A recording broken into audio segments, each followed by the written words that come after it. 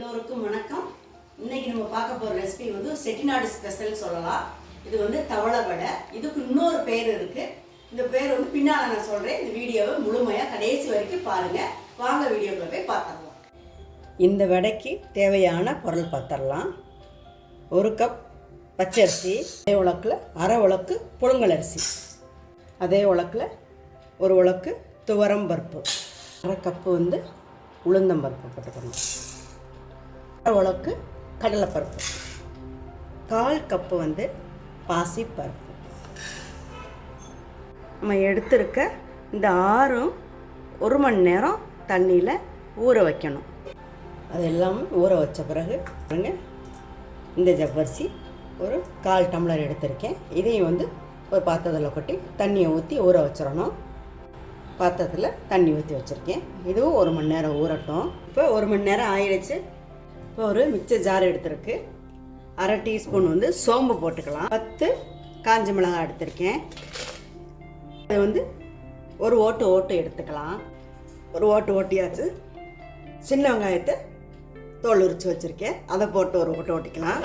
நறுக்கியும் போடுவாங்க, சின்ன சின்னமாக இப்படியே போட்டு போடலாம். இது போல் அரைச்சிருக்கு. இப்போ நம்ம ஊற வச்ச பருப்பு எல்லாமே போட்டு அரைச்சி எடுத்துக்கணும். இதை ஒரு பவுலுக்கு ட்ரான்ஸ்ஃபர் பண்ணிக்கலாம்.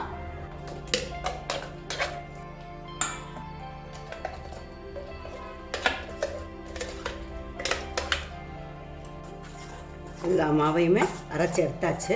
இப்போ நல்லா மிக்ஸ் பண்ணி எடுத்துக்கலாம். உப்பு போட்டுடலாம். ஊற வச்ச ஜவ்வரிசியை மேலே போடணும்.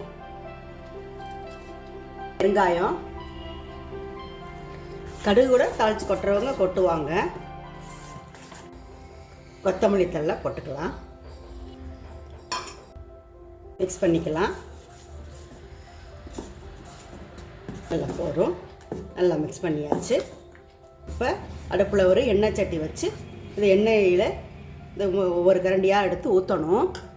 அடுப்பில் எண்ணெய் சட்டி வச்சு எண்ணெய் நல்லா காஞ்சிருக்கு.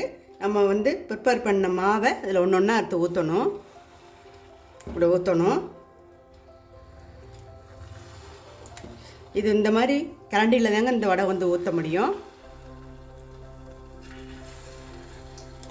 இந்த மாதிரி இன்னும் ஒன்று ஊற்றலாம். வெந்ததுக்கப்புறம் திருப்பி விடணும். பாருங்கள், வெந்து மேலே வந்துருச்சு. இப்போ திருப்பி விடலாம்.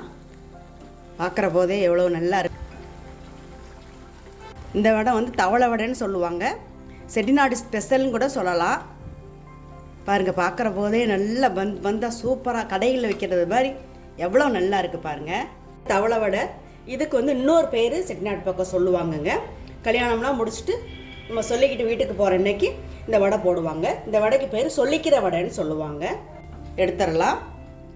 இப்போ நம்ம மீதி உள்ள மாவை இது போலே சுட்டு எடுக்கணும். தவளை வடை சூப்பராக ரெடி பண்ணிட்டோம். நீங்கள் இது போல் செஞ்சு பாருங்கள். செஞ்சு பார்த்துட்டு எப்படி இருக்கணுங்க கருத்துக்களை கமெண்ட் பாக்ஸில் சொல்லுங்கள். நன்றி. அடுத்த ஒரு இன்ட்ரெஸ்டிங்கான வீடியோவில் பார்க்கலாம்.